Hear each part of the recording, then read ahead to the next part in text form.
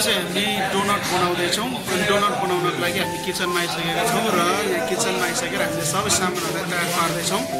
हामीसँग सामान भएको चिजहरू चाहिँ तेल छ, अनि यहाँनिर प्याज छ, अनि यहाँनिर चिनी छ, धनियाँ छ, अनि 6वटा अन्डा छ, अनि मैदा छ, अनि यहाँ यिस्ट, यो चाहिँ है गोर्खातिर पनि पाउँछ। यो चाहिँ यो देख्न सक्नु, यो चाहिँ फुलाउनको लागि एकदम सजिलो, एकदम राम्रो हुन्छ है। अनि यो चाहिँ हामी गोर्खातिर पाउन सक्छौँ। यो छ, अनि प्लस उता दुध पनि छ। उहाँ चाहिँ दुध उमाल्दै हुनुहुन्छ। हामी डोनट बनाउँदैछौँ। हामीले चिनीलाई चाहिँ हामीले यहाँ मिक्सरमा हालेर यसरी धुलो बनाएको छौँ, पिठो बनाएको छौँ। यसलाई चाहिँ हामी यसरी मिक्सरमा हालेर यसरी बनाउनु पर्ने हुन्छ। हामी यहाँनिर तयार पार्दैछौँ। यहाँ हामीसँग दुध छ, दुध तातेर आइसकेको छ, अनि हाम्रो अन्डा पनि छ होइन। अब हामी सुरु गर्न लागेका छौँ। हामी यहाँ बनाउनको लागि सुरुमा हामी अन्डा फुटाएर यो दुधमा हामी हाल्दैछौँ, मिक्स गर्दैछौँ। यो सबै अन्डालाई चाहिँ हामी यहाँनिर हाल्दैछौँ। दुधमा चाहिँ हामीले बोइल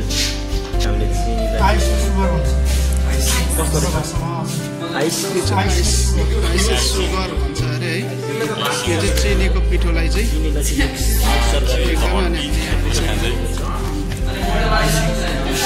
अब यसमा हामी फेरि पनि यो टेस्ट हाल्छौँ।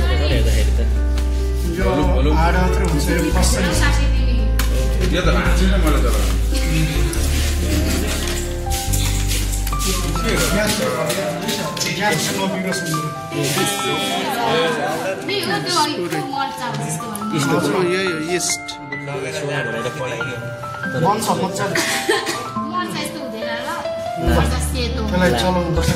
अब यसलाई हामी चलाउनेछौँ।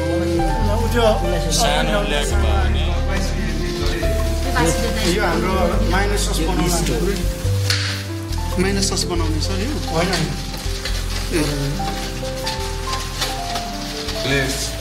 यो चाहिँ भेजको लागि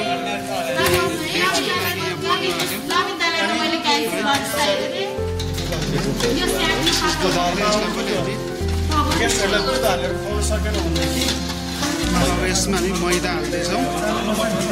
हामी यसमा मैदालाई चाहिँ चालेर हाल्नुपर्ने हुन्छ। त्यसै गरी हामीले चाल्दै मैदालाई एड गर्छौँ।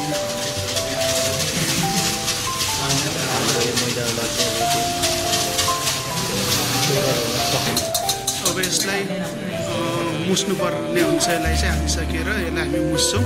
चाहिँ हामीले यहाँनिर तेललाई हामीले एड गरेका छौँ ताकि यो सफ्ट हुन्छ।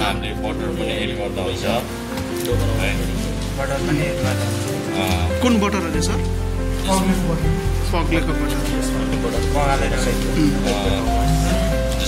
हामीले यतिको मुसिसकेपछि चाहिँ यो चेक गर्ने तरिका चाहिँ यसलाई हल्का दाब्यो भने ठ्याक्क आफ्नो पोजिसनमा आयो भने यो भइसकेको हुन्छ। त्यसले गर्दा यो भइसकिसकेपछि हामीले यसलाई प्लास्टिकले ऱ्याप गरेर हामी यसलाई 4-5 घन्टासम्म यसलाई आराम गर्न दिन्छौँ, ताकि रेस्ट गर्न दिन्छौँ। माझ्दामा यसलाई पुरा मसार्दा यो गलेको छ कि आराम गरोस् भनेर चाहिँ हामीलाई रेस्ट गर्न दिन्छौँ होइन। अनि 4-5 घन्टापछि हामी फेरि पनि हाम्रो तयार गर्छौँ। अब हामी चाहिँ यहाँ डोनट बनाउनलाई हामी तयार गर्दैछौँ।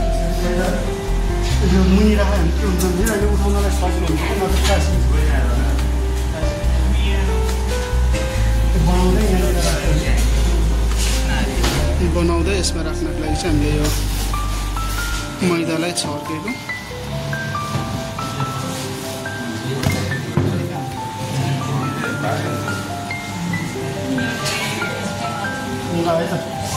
मैले अलिकति फेरि रोल गरी मैदा यसमा मैदा धेरै नखेलाउनु होला है।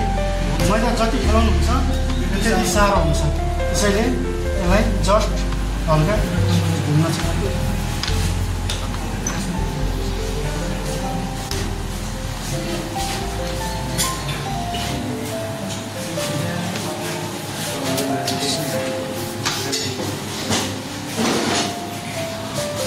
धेरै पातलो नगर्नु, धेरै पातलो पनि नगर्नु।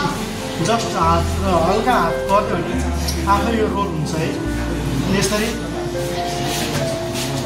यतिको साइजमा हाम्रो हेर्नु है, साइज हेर्नु यति गरिसकेपछि अब यसले के गर्ने डोनट कटरले यसरी सेप दिने है।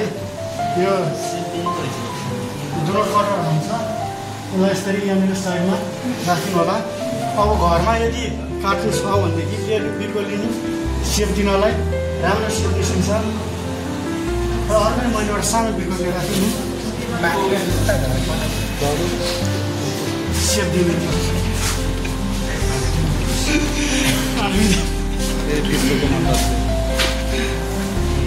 यसरी सँगसँगै नराख्नु होला। लिएर आएर पछि फेरि टाँसिन्छ है। अब एउटा निस्किन्छ।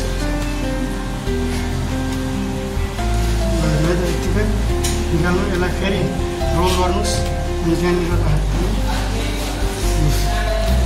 यो ठ्याक्कै डोनट कटर यो चाहिँ डोनटको लागि यस्तो सेप दिइसकेका छौँ।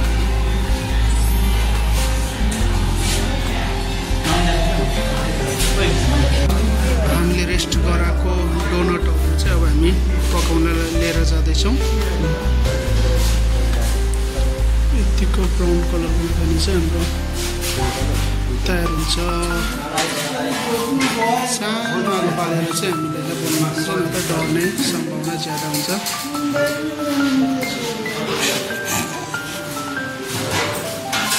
अर्को पनि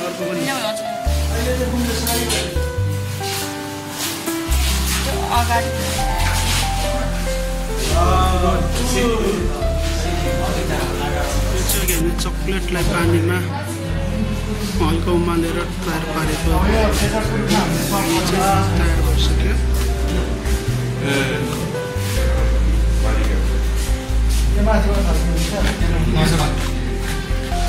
चाहिँ के हो? स्प्रिङ्कल स्प्रिङ्कल स्प्रिङ्कल राम्रो देखियो। अब चाहिँ राम्रो स्प्रिङ्कल यसकै लागि पो रहेछ है। हाम्रो खानाको लागि रेडी भइसकेको छ। सबै साथीहरूले भाग लाउँदैछ।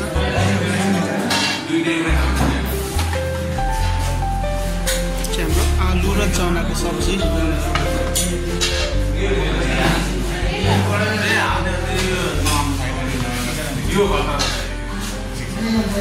सब खानालाई सब पर्खिरहेछ केटाहरू।